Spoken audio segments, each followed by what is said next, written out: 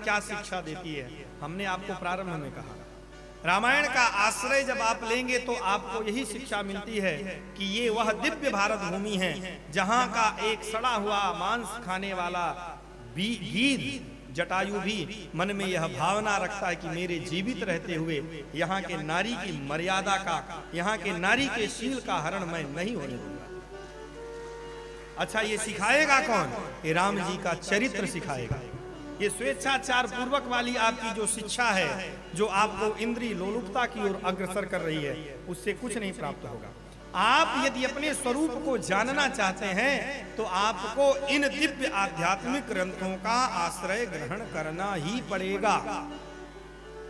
आप कल्पना करिए, जितने विदेशी भाग भाग करके अयोध्या में दौड़ करके, काशी में दौड़ करके, हरिद्वार आदि क्षेत्रों में दौड़ करके आते हैं, तो क्या देखने के लिए आते हैं? कभी कल्पना करिए, विदेशों के विषय में आप सुनोगे भारत में और विदेश में क्या अंतर है, तो लोग यही कहते हैं कि विदेशों में सफाई बड़ी रहती है, लोग बड़े मर्यादित होते हैं, जो नियम बना दिया गया उसका पालन करते हैं। हमारे आपके द्वारा फैलाई हुई इस गंदगी को, यही सब देखने वो व्यक्ति नहीं आते हैं। वो इस भूमि में आकर के यहाँ की आध्यात्मिक शक्ति का अनुभव करना चाहते हैं।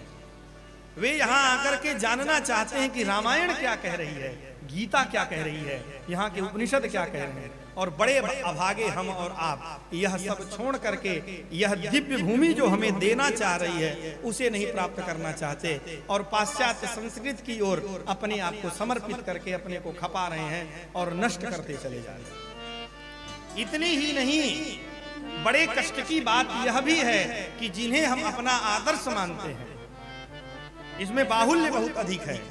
समाज जिस प्रकार का दृश्य देखता है वैसा ही मार्ग का अनुसरण करता है। महाजनों ये गतः सपंथा। यह बात मैं जो कह रहा हूं बहुत लोगों को अच्छी नहीं लगेगी, लेकिन यह कष्ट का विषय हम लोग भी अनुभव करते हैं ना।